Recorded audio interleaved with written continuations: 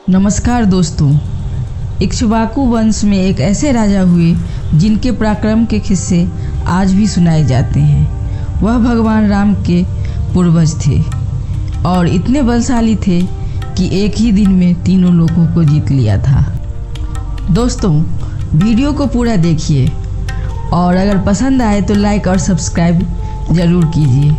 आपका एक लाइक और सब्सक्राइब मुझे मोटिवेट करता है आपके लिए अच्छे से अच्छे वीडियो लाने में, और ऐसा लगता है कि कथा पुस्तकम परिवार में सदस्यों की बढ़ोतरी हो रही है।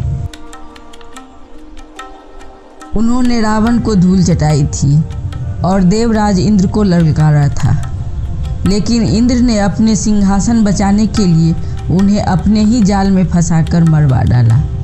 ऐसे पराक्रमी राजा का नाम मानधाता था। तो आइए दोस्तों, आज हम इनके बारे में विस्तार से जानें।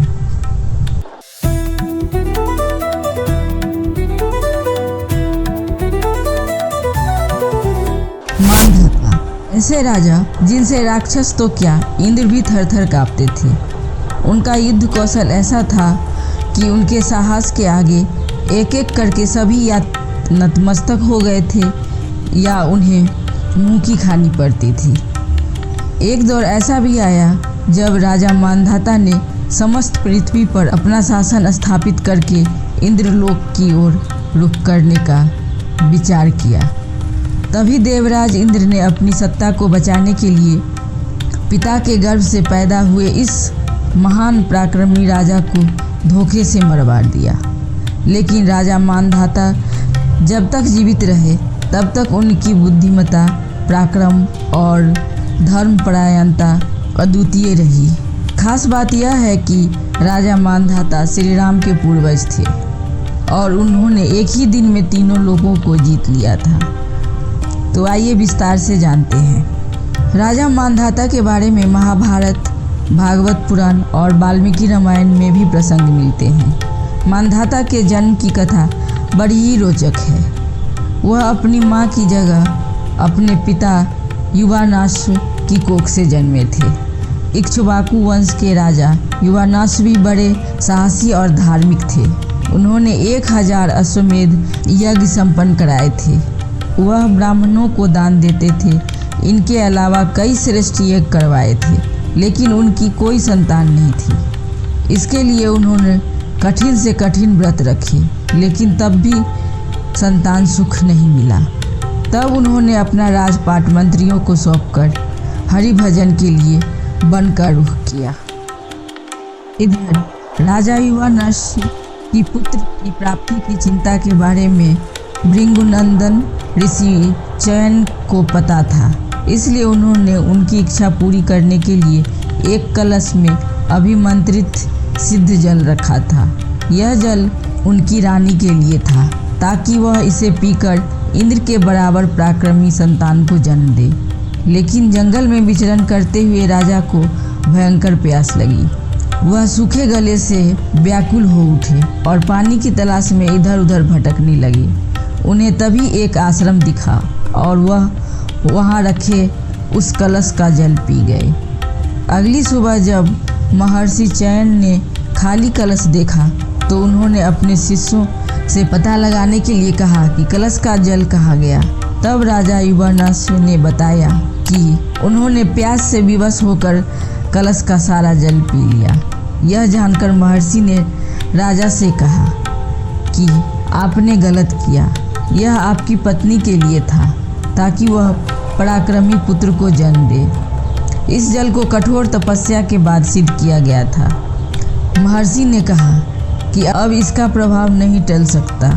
यह विधि का विधान ही होगा। आपने यह जल पी लिया, अब आपके गर्भ से पुत्र का जन्म होगा और आपको प्रसव पीड़ा सहनी पड़ेगी। इसके बाद करीब 100 वर्षों के बाद राजा युवानाश की बाईं कोख फाड़कर महाप्रतापी बालक का जन्म हुआ, जिसे देखने के लिए इंद्र समेत देवताएं आए। तब देवताओं ने इंद्र से पूछा कि यह बालक क्या पिएगा। इस पर इंद्र ने बालक के मुंह में उंगली डालकर कहा, मम अयंत धाता, यानी यह मुझे ही पिएगा। यानी कि उस बालक ने इंद्र के अंगूठा का पान किया। इसके बाद देवताओं ने इस बालक का नाम मानधाता रख दिया। इंद्र की उंगली का रसावादन करने के बाद बालक 13 बित्ता बढ़ गया।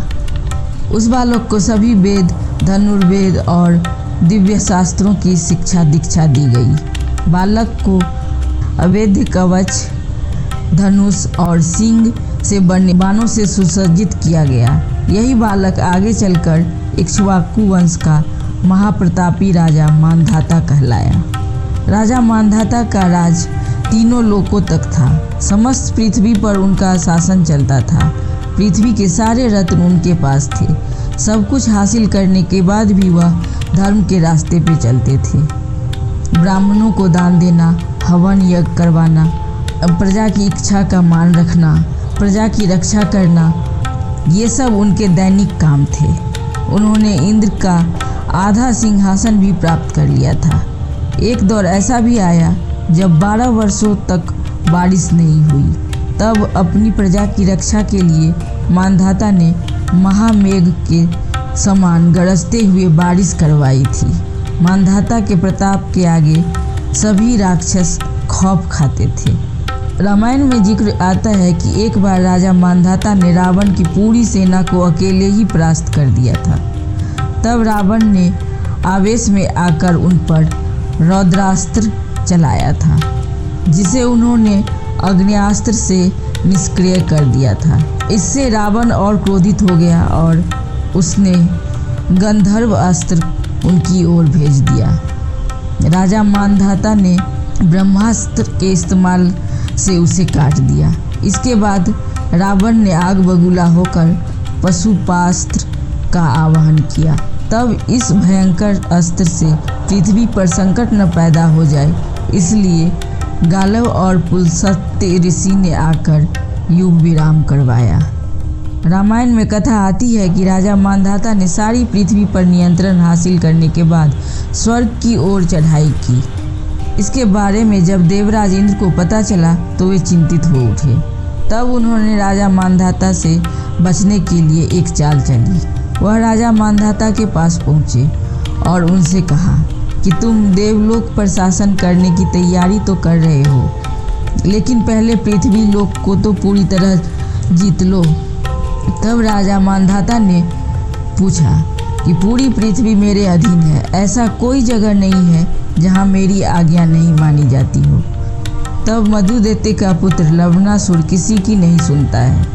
राजा मानधाता इंद्र के जाल में फंस गए, क्योंकि इंद्र को पता था कि लवणासुर के पास भगवान शिव का अमोघ शूल है, जिसके प्रहार से कोई नहीं बच सकता। राजा मानधाता लवणासुर को ललकारने पहुंच गए। उन्होंने लवणासुर को युद्ध क्षेत्र में घायल कर दिया। तब अपनी जान पर संकट आता देख उसने राजा मानधाता पर अमोघ शूल चला दिया। इसने राजा मानधाता और उनकी सेना को राख कर दिया और इंद्र अपनी इस चाल से देवलोक का सिंहासन बचाने में कामयाब रहे।